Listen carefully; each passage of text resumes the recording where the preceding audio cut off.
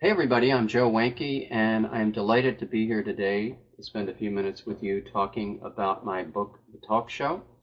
I have a lot of questions to answer, but before I get to them, I'd just like to give you a little flavor of the book for those of you who haven't read it. The Talk Show is a thriller. It's a very fast read, a page turner. It's funny, it's dark, it's edgy. If you like the dialogue that you get in Quentin Tarantino movies, you'll love The Talk Show, or if you like the dialogue of Elmore Leonard, you'll like it too. Two main characters are Jack Winthrop. Winthrop is a Pulitzer Prize winning columnist for the New York Times, and Abraham Lincoln Jones. He is America's most controversial TV talk show host. He's black, he's gay, he's sort of the anti-Oprah. He is outrageous, larger than life, flamboyant, but he's very frustrated with being a talk show host. And the way the book kicks off is that late one night, after having more than a few Johnny Walker blues, Abraham Lincoln Jones calls up Jack Winthrop. The two have never spoken previously, but Jones feels that Winthrop is a kindred spirit, and he sort of unburdens himself to Winthrop, saying that he's very frustrated with TV. He doesn't feel he's really communicating, and he proposes what he calls a national emancipation tour that would enable him to perform the ultimate talk show, to host the ultimate talk show before huge crowds across the U.S.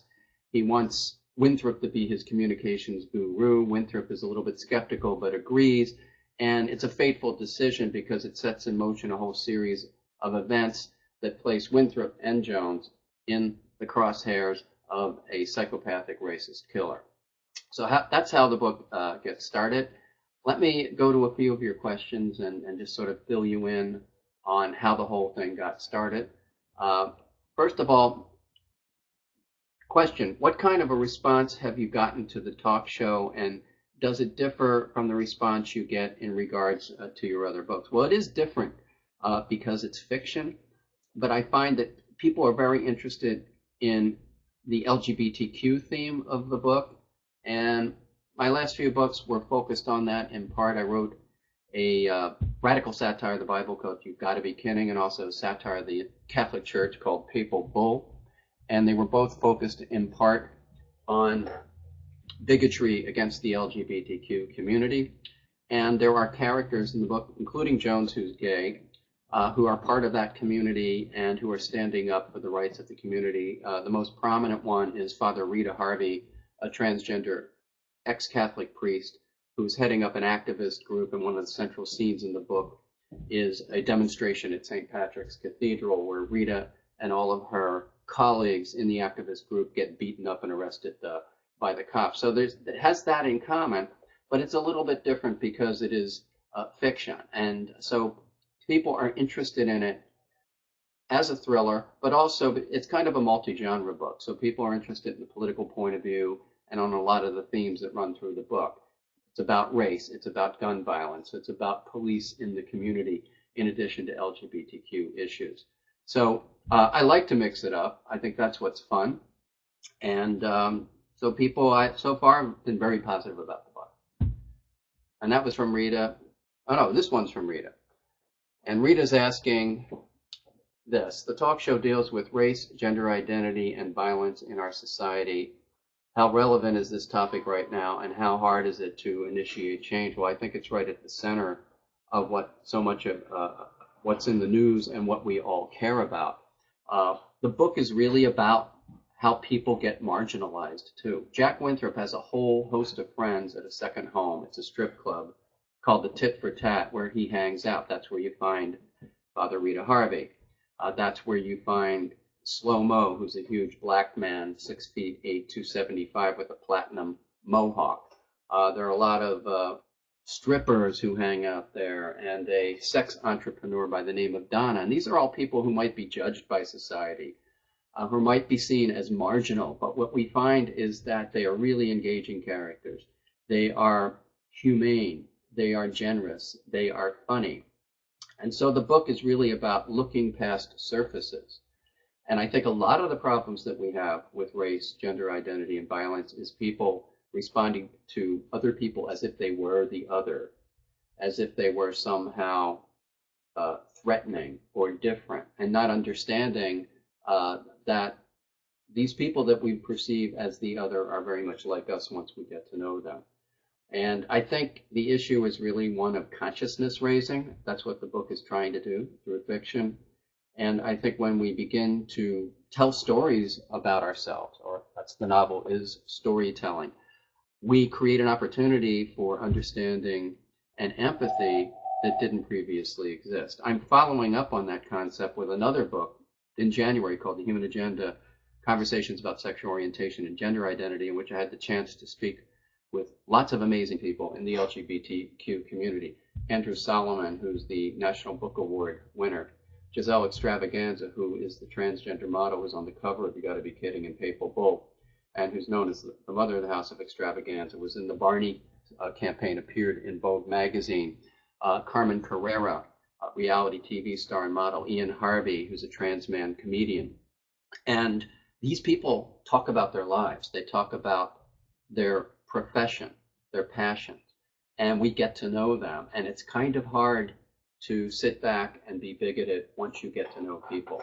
So I think that's maybe the pathway to finding common ground and unity and diversity. Next question. So this is from Gina. Abraham Lincoln Jones is an awesome and clever name. What made you think of that?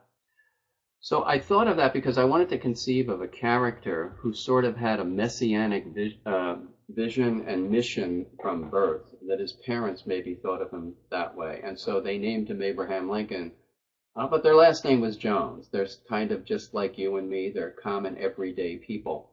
And that's kind of the interesting thing that you find out about Jones.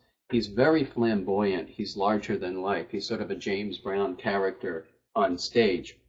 He would seem to be very intimidating, but he's not at all once you get to know him. That's what his assistant Danielle Jackson found out. She interviewed him for the job herself, and she became close to him because she was so competent and so good at what she did, even though she was a young woman who didn't have previous experience. He traveled by himself to West Philly High School to meet Anthony Baines, who's the rocket man in the book and who was a teacher there, you know, a white guy who went to Howard University. So when you get to know Jones, he's very approachable, but he is larger than life too. He's charismatic. He thinks big. He is a huge celebrity. And I think that name sort of captured all of those different countervailing aspects of his personality. Kristen asks, you're extremely active in the LGBTQ world. What are your thoughts on the bill that would let Michigan doctors and EMTs refuse to treat patients? I don't know the details about that bill, but everyone has an equal right to health care and to treatment. No one has the right to deny it to them based on sexual orientation or gender identity. And if you want to buy your wedding cake from a store and they're not going to sell it to you because they're bigots, they're wrong and they should be prosecuted. It's just bigotry justified by religion. That's what my two religious satires are really about. Lots of people love to justify their hatred of LGBTQ people by basically saying that God is on their side. So to me, that just means that God is a bigot, and just because God is a bigot doesn't make it right. I love the cover of the talk show. How did your team come up with that concept? Is it a picture from a real place? Well, this is actually an interesting story. I mentioned Giselle Extravaganza. She was on the cover of two of my books. She's also, in addition to being a model, she's a painter and a photographer. So she and I started driving around Manhattan in search of urban blight. And we were very frustrated because previous mayors, Rudolph Giuliani and Michael Bloomberg, have eliminated most of the urban blight that I love. They've gotten rid of the prostitutes. They've cleaned up Times Square. So we're driving all over from the East Village through Soho, and we're not finding anything. And then we weren't too far away from Patricia Field's retail store on the Bowery. It was actually Bowery and Jones Street, where I was driving, and Giselle had the camera in her hand and said, stop the car, and leapt out, and she took a shot of this door. And it's an actual door. If you go to Bowery and Jones, you're going to find the cover of my book. And that's how we came up with that. So it is a picture from a real place, and the team was just me and Giselle driving around Manhattan looking for urban blight. What actors would you cast if the talk show was made into a feature film Are there any talks about it going to the big screen? I talk about it to myself all the time. But so far, we don't have any offers, but this is one of my priorities, actually. And, you know, I thought about Ed Norton, believe it or not, as the Jack Winthrop character. And Denzel Washington, maybe, would be a great choice for Abraham Lincoln Jones. So those are two suggestions right there. But when you mention that, I'm just not tooting my horn about the book being a movie. I'd love to do that and make all kinds of money, as long as North Korea doesn't stop it from going to movie theaters all over the place, or somebody else. But, you know, it really is a very cinematic type of book. There's a lot of action, and the ending is huge. It's cinematic. It takes place in Central Park. I don't want to give away too much, with a couple of 100,000 people. And so it really does lend itself to theaters and film. And that was Barbara. Thanks a lot, Barbara. You grew up in a strict Catholic home. What triggered your change in how you perceive religion and the world? I think what triggered it was puberty. I was 11 and a half years old, and I started, you know, to get erections and wanting to have sex, and everybody was telling me this was wrong, and, you know, that there was something wrong with it. In fact, I did a little bit of stand-up comedy in which I basically said I feel guilty all the time, which is still true. I'm feeling guilty as we're talking here today. And it's because of the way I grew up. As you say, Francis, I grew up in a strict Catholic home where it felt like everything was wrong, like touching your dick. That was a really bad thing to do. So I remember going to confession and saying, Father, what's wrong with touching my dick? It's my dick. And then he said, oh, no, my son, you must never do that. The good Lord would be so displeased, because that is one of the worst things that you do. And he gave me a blessing and a bunch of Hail Marys and Our Fathers. I could never figure out where he was coming from with that for years, until one day it finally dawned on me. You see, it's the priest who's supposed to touch your dick, not you. Now, with that revelation, I was freed from some of my guilt, and I was able to do things like write the talk show. So that was very liberating. Next question. How much of Jack Winthrop represents you in your experiences? A lot. I have done firsthand research in strip clubs all over the country. And for whatever reason, like Winthrop, I like to walk around the most dangerous areas of streets in major cities and just see what happens. So, you know, New York, Detroit, LA, San Francisco, Atlanta, all of those cities. But you know something, I found out what Winthrop did too. You go into a place that on the surface looks kind of intimidating, and what do you find there? You find real people. And some of these bars are just neighborhood bars. This is where people hang out. They just happen to live in the hood, but it's all cool. And if you're cool, nobody bothers you. So he really is sort of me in the book. And he reflects an idea that I've been feeling really acutely. Let me just get into this. It's really one of the major themes of the book. The book's a thriller. It's also a political novel, an activist novel, literary novel. It's about New York. But the theme is that increasingly, I think a lot of us walk around with a sense that something bad is going to happen, and it could happen anywhere at any time. And this is kind of a new sense. It's not, you know, based on some internal paranoia. It's based on reality with the rise of terrorism 15 to 20 years ago. And it's validated every other day. It's been validated in the last couple of weeks. The cyber attack on Sony turning into a terrorist threat on all of us, really, all of us who go to the movies. The massacre, which was so barbaric and just horrendous in Pakistan, the school shooting a few weeks ago in the state of Washington, the attack on the Canadian Parliament. So I really took that sense, and that's really the atmosphere and the ambiance of this book. People walk around with a sense of fear, dread, paranoia. Jones and Winthrop sort of carry this around with them every day because they're both controversial and they're used to getting death threats. But what's interesting in the book is that it becomes very personal when they know somebody is actually after them. And Winthrop sort of ruminates on this idea quite a bit in the book. He's always believed that paranoia is the best defense against this whole sense, and he prides himself on having a kind of psychic detector of danger, as does Detective Don Germany.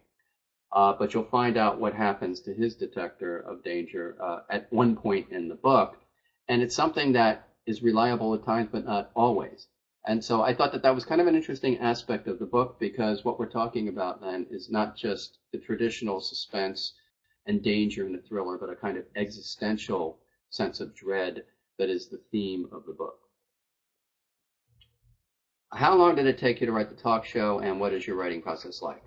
Okay, so the talk show was very different from the other more recent books that I wrote, in that I had the idea for it a million years ago when I was a student at Notre Dame. At that point, it was just, I'm going to write a book called The Talk Show. And I think the idea was just that talk shows were not true communication necessarily. They were showbiz and a show of talk. And that evolved over, millions of years in geological time, until I finally started writing about it, into the idea that maybe the talk show host himself or herself would be very frustrated with the medium. And that's really the way that Abraham Lincoln Jones feels. Once I got to that point, I wrote the thing in about a year. I mean, it was kind of fast, but not that fast.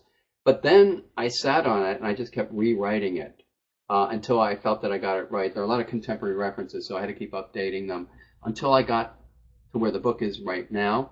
And I think what I was always looking for was a kind of big bang start to the novel, which is what I have. The opening of the novel is very obscene. It's very funny, and it's just that late night conversation between Winthrop and Jones.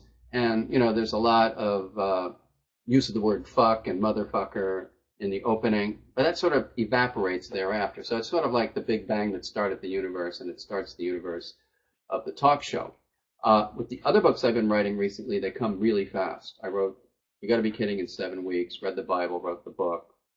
Papal was about 4 months. And then since last July, I've been writing one poem after another, like about 160 poems since then.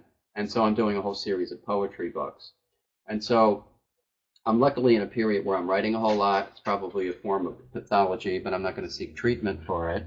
And I'm just letting it flow, sort of like beat poetry. I don't revise very much. You Gotta Be Kidding, 72 satirical sketches, and I wrote them like a bunch of emails. Now, I'm sure I'll wake up one day and I won't be able to write a word. But for now, I'm writing a whole lot. Shauna says, how have talk shows changed from the beginning to the present day? Do you think they've changed for the better or worse? I think they just are what they are.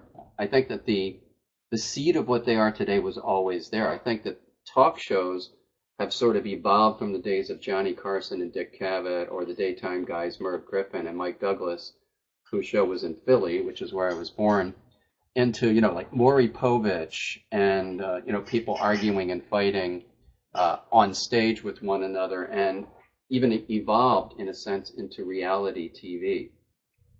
And so it's more about everyday people's lives and telling their stories even than celebrity, even though we still have that format. And I think talk shows are great, and they're fun and they're entertaining, but are they just adding to the cacophony a lot of the time and not getting at the truth? Plus, we have these little digestible segments and formats. It's kind of hard for people to discuss topics in depth, even though you have things like Charlie Rose and other talk shows with serious discussion. So it's just continually evolving. I think the issue, though, too, is that there's a lot of competition out there. There's the web. We're on the web right now. There's even mobile communication, social media. And so that's one of the things that the talk show is contending with. It's a communications form, the novel, competing with all of these other things that are almost overwhelming. We have so many choices for where we can get our information today, but there's still this question, are we really communicating with one another or not? Thank you, Shauna. So here's Francis. You identify as a cultural arsonist. Can you tell us what you mean by that phrase? Yeah, I was the cultural arsonist for a while, and I still retain that identity, though I stopped using it as sort of my brand positioning. A cultural arsonist is somebody who sets fire to bigotry and who exposes hatred, and who tries to be fearless in doing that and just speaks the truth regardless of the consequences. And that's sort of what I was trying to do in the satires. They're very radical. If you want to read them, they're extremely funny. They are meant to be disturbing, so is the talk show. But I use that word in the sense that I want to move people from one place to another. So they're disturbed, they're displaced. And you can do that through satire, it's radical, through humor, and you can do it as well through storytelling. And so the cultural arsonist does all of that. And it's really anybody who's an iconoclast and who's willing to question everything and to just be themselves too. You're a cultural arsonist if you just act like yourself and you don't pretend you're not a hypocrite. You're an authentic, genuine person, and you don't give a fuck about what anybody else has to say or what they think about you. That's a cultural arsonist. Are you a member of any of the atheist groups locally or online, Jason? I'm an atheist, but I don't like to join groups. You know, I'm kind of a loner. Basically, I like to act autonomously and individually, although I gave a talk before an atheist convention down in Philly. So I support all the atheist groups. I'm not doctrinaire about it, though. I don't like ideologues, and I think some of the atheists are ideologues, too. And I'm about finding common ground. And I don't like people who are disrespectful. You know, you can be an iconoclast, but we all have to respect one another. So we all have different points of view. The other thing is, I don't care what anybody else believes or thinks, as long as they respect everyone else and they embrace everybody. Embrace difference, embrace diversity, love people who are different from you. Then who cares what we think? I mean, if I'm wrong about the whole God thing, that would be very cool. I'd love to meet God and ask him about how he created such a screwed up universe and why he thought it was a good idea to have black holes and natural disasters and roaches and mosquitoes. These are all terrible ideas. And so I've thought that maybe he was just experimenting and he got a mulligan for this whole fucked up universe. So it'd be very cool to talk to him, and maybe he'd be there, that the Old Testament God, the New Testament God, the Holy Spirit who likes to show up as a bird, and Jesus, and we'd all have a little conversation. So I actually hope I'm wrong about being an atheist, and I can talk to all four of these gods about how screwed up some of their decisions have been. You've written many articles for the Huffington Post. How did you determine what you were going to write about that month? Well, I stopped to write. I wrote about 20 of them. And so are we done? The screen just went. Oh, no, it's probably just like Okay, let me keep going. I wrote about 20 of the pieces, and it was really when something got me upset or moved me, I would immediately write an article. And I'm going to start doing it again in a couple of weeks in the Huffington Post, but maybe some other places too. It's a great outlet if you can write for the Huffington Post. I have my own login, so anytime I feel like saying something, I can just put it all together, upload it, and then there it is a couple of days later. If you just move the mouse? Yeah. Okay. All right. We went dark there for a second. Okay, here we go. Giselle Extravaganza, who is pictured on the cover of You Gotta Be Kidding, was also in a spread on Candy Magazine and has, show more. Has that helped book sales? Well, yes. Giselle is a great help, and that is an amazing spread in Candy Magazine. I mentioned her earlier on in this little chat. She was also part of the Barney's campaign and appeared in Vogue and Vanity Fair. And she is one of the people that I interview, as I mentioned, have a conversation with in the Human Agenda.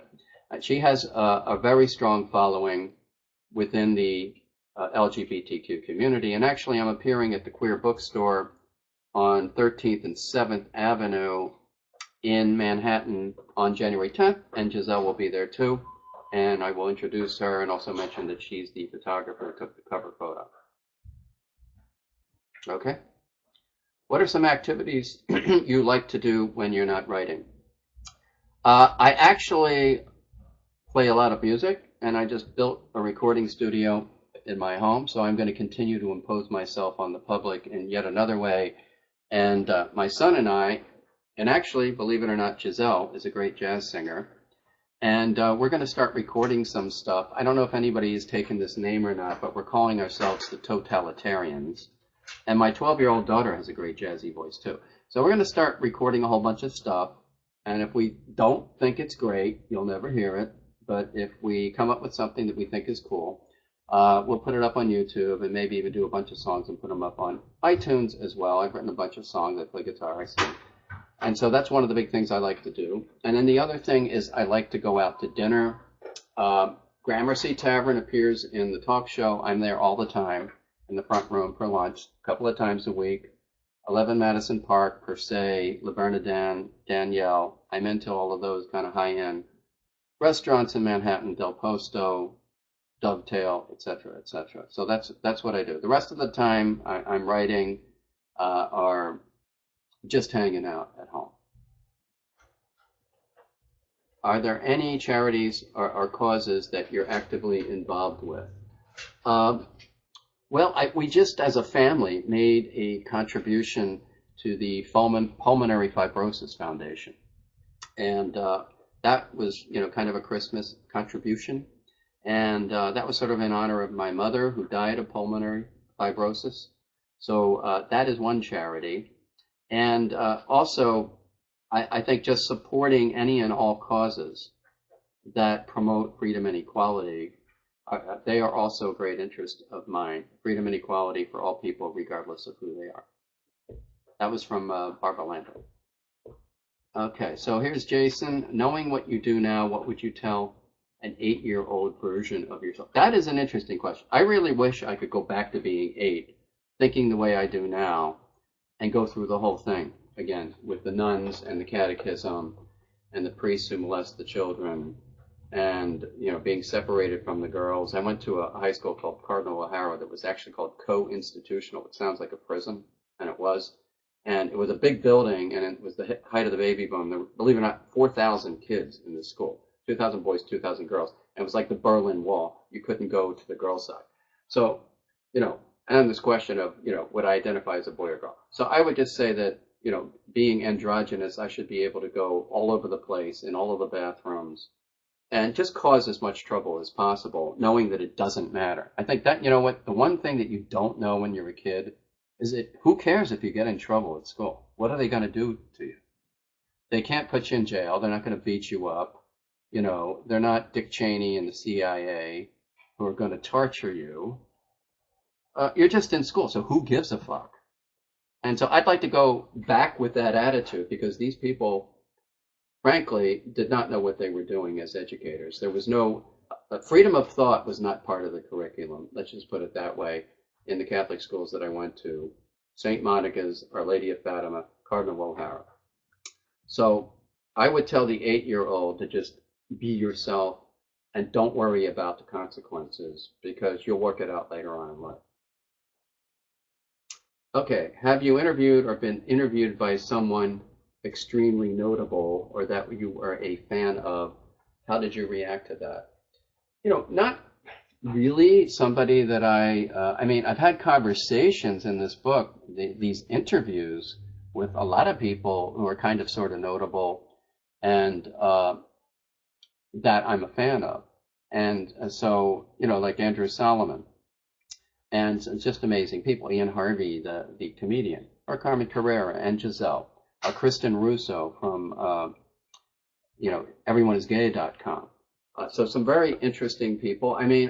Lots of people who have interviewed me are cool and great people. There's the Peter Solomon Show in Philadelphia. He's had me on several times. John Busby from Culture Buzz out in Iowa.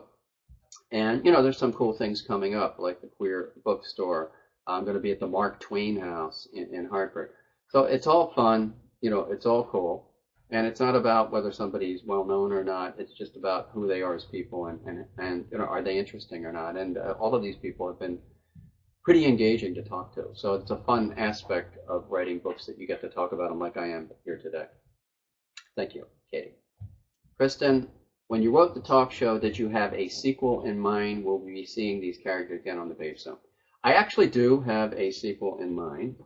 And it just depends on how much the talk show sells, because it is a lot of time that you invest in these books. But here is this. The sequel would be called The Trans Detectives. And it would be Rita Harvey starting her own kind of almost vigilante detective agency to investigate the murder of a transgender dancer at the Tit for Tat and getting Jack Winthrop involved. And this is actually based on the fact that transgender women have repeatedly not only been abused but murdered, and that those the people who commit these crimes are not brought to justice. For example, a couple of blocks from where I mentioned Giselle, where she grew up, Islan Nettles was killed right in front of a police station there in Harlem, and that person has not been brought to justice. And Giselle's friend Lorena Extravaganza was murdered in her apartment, which was set on fire, and that was never solved. So my thought is to bring these characters back, but with the focus on transgender rights and investigating the cold cases of the killings of transgender women. Okay, unfortunately, we are out of time. Thanks so much for coming to our chat, and it was really fun. I loved it, and maybe I'll be back in a month or two talking about the human agenda. So listen, everybody, have a great day. Happy holidays. See you later.